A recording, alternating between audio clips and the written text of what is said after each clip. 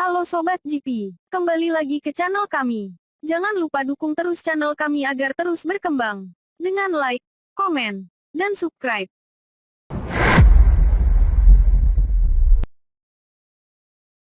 Marc Marquez lancarkan perang mental pertama ke Pol Espargaro. Dikalahkan oleh rekan setimnya dalam pertarungan langsung untuk pertama kalinya sejak 2017. Marquez mengakui setelah balapan bahwa Espargaro lebih baik darinya pada hari Minggu di GP Qatar. Sementara itu, dia melakukan salah satu dari banyak hal yang sangat dia kuasai di luar keterampilan geber motor, menerapkan tekanan psikologis perang mental pada rivalnya. Namun jelas secara halus, dia juga menyematkan label penantang gelar dunia, yang mungkin tidak diinginkan pada sesama pembalap Spanyol dan juga sesama tim Honda. Di mana Marc juga menjagokan Enea Bastianini yang orang Italia dan dari tim lawan Ducati sebagai penantang gelar itu. Sementara Marquez juga ingin melihat apakah Pol mampu membendung serangannya di trek anti-clockwise seperti Sachsenring, Aragon, COTA, Australia dan Valencia. Untuk diketahui baik Marc dan Pol akan menerapkan strategi konsistensi untuk meraih gelar dunia tahun ini. Tidak usah sering menang, namun bisa bawa gelar pulang. Sepanjang akhir pekan Pol telah membalap sedikit lebih baik dari saya. Cara dia mendapatkan waktu lap sedikit lebih mudah dan sepertinya dia bisa banyak menghentikan motor saat masuk, ujar Marc. Marc Marquez lancarkan perang mental pertama ke Pol Espargaro. Marquez melanjutkan, dia menggunakan banyak rem belakang, dan saya tetap tidak bisa menggunakan rem belakang ini karena jika saya melakukannya, saya kehilangan grip bagian belakang. Karena dia cocok dengan motor ini, dia mengendarainya dengan sangat baik, di Malaysia, di Mandalika, di sini Qatar. Bagus untuk memiliki referensi yang bagus di dalam garasi, tetapi kami berada di balapan pertama dan kami perlu memahami apa yang dia lakukan dengan lebih baik, tambahnya. Marc masih menunggu adaptasi, kami berada di balapan pertama dan saya sudah katakan sebelumnya bahwa balapan pertama selalu spesial, terutama di sini di Qatar. Ini adalah trek balap di mana kami selalu melihat beberapa hasil yang berbeda. Tahun lalu, Maverick Vinales dan Fabio Quartararo sangat cepat, Johan Zarco juga sangat cepat dan kemudian di musim itu tidak cukup cepat, katanya. Tapi saya percaya hari ini bahwa saya melihat dua orang kandidat juara dunia, Bastianini dan Pol Espargaro, yang cukup cepat untuk menjadi penantang kejuaraan, pungkasnya.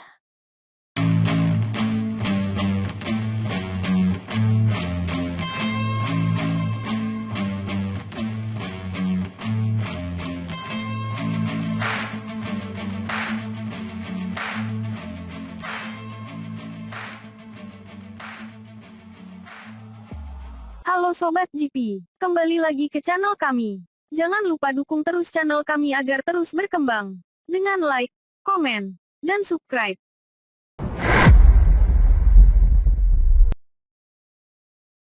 Marc Marquez selama ini menjadi kapten di tim pabrikan Honda. Mampukah kini Pol Espargaro salib Marc sebagai pemimpin di Honda? Di Qatar, Espargaro tampil lebih baik dari Marquez. Pembalap bernomor tanda pagar 44 menjadi rival pertama terhadap juara dunia 8 kali, pembalap nomor 1 di HRC dan sekaligus perpanjangan kontrak untuk ditandatangani yang dipertaruhkan. Motor Honda terbaru cenderung netral dengan gaya balap, karena gaya balap Marquez unik. Bisa jadi Honda akhir-akhir ini lebih mendengar masukan Pol Espargaro selama Marquez cedera dan absen lama. MotoGP Qatar telah usai. Di antara sekian banyak cerita, tim Repsol Honda menjadi sorotan di balapan akhir pekan. Kabar baik bagi Honda Tokyo, motornya kompetitif, para pembalap belajar untuk memanfaatkannya sebaik mungkin. Bagaimana pembalap mereka masuk 5 besar? Untuk awalnya Pol Espargaro sangat baik, sementara Marquez melakukannya dengan baik cerdas dengan mengutamakan poin. Pol naik podium dan juara dunia 8 kali posisi kelima 4 detik di belakang Enea Bastianini. Bagaimanapun kita dapat menyatakan bahwa Paul melakukannya lebih baik daripada Mark. Paul Espargaro siap kalahkan Marquez. Tapi kita tahu bahwa Mark masih mencari kondisi fisik terbaik, meskipun dia mengatakan dia tidak merasakan sakit di lengannya selama balapan Qatar.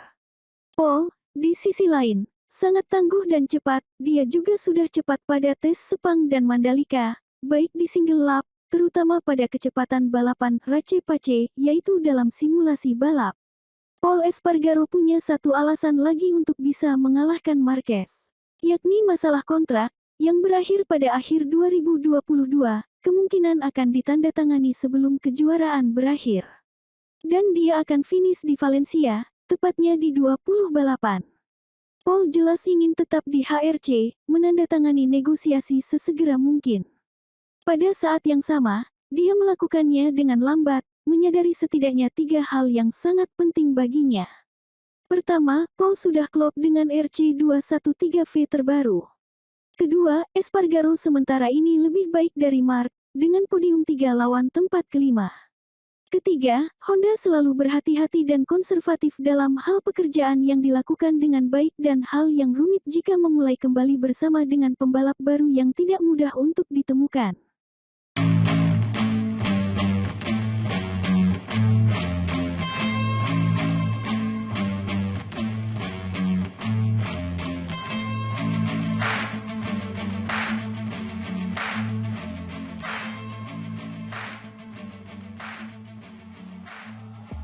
Halo Sobat GP, kembali lagi ke channel kami. Jangan lupa dukung terus channel kami agar terus berkembang. Dengan like, komen, dan subscribe.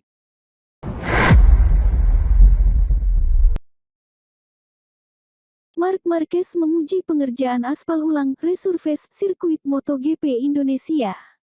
Setelah putaran Qatar, MotoGP menuju ke Mandalika untuk putaran kedua program terpanjang dalam sejarah kejuaraan 21 seri.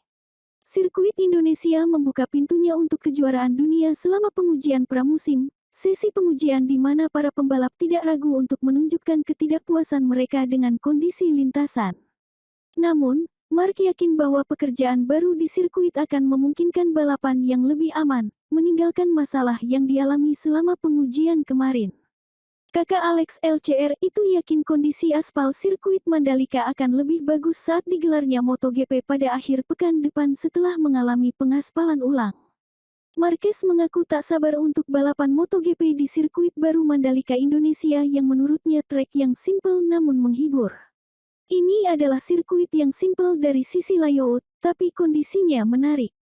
Hanya ada satu area yang bisa untuk menyalip, ujar Marquez dalam wawancaranya.